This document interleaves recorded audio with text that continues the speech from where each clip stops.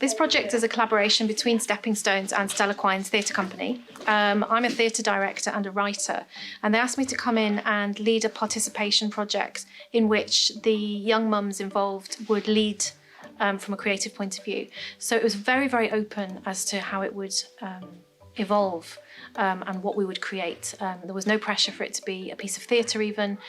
We thought it could be a podcast or poetry, or we just had no idea or expectation which way it would go.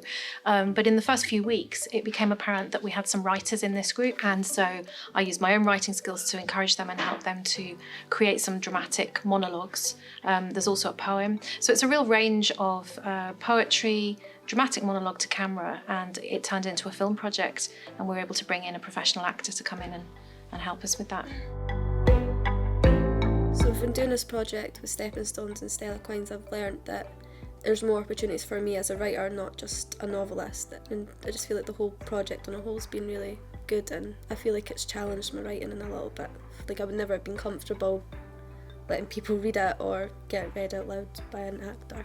So we're here at the Haven Centre in Muirhouse, which is in North Edinburgh. It's attached to Craig Royston Primary School, and it's a wonderful centre for creative work for young mums, supported by Stepping Stones.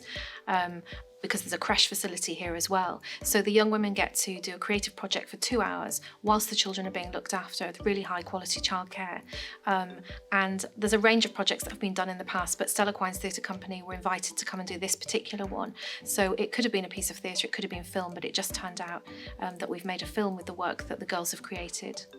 I've never actually written for theatre before until now. To hear the words like coming back was really good. Like, I've always doubted myself as a writer until I heard them coming back that I couldn't actually believe that I wrote what was actually getting said back. Well, it's been a complete pleasure for me seeing how the girls have responded, and I've seen the confidence that mums have got from doing the project. It's been a really interesting development to see the mums see themselves as creative leaders.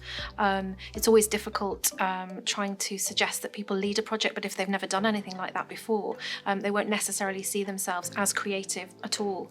But what I've seen is people blossoming into writers and into critical, artistic, people with an artistic temperament, and people actually feeding into that process and deciding where a film should be shot, what the character should be wearing, and they've all had a little bit of participation in that.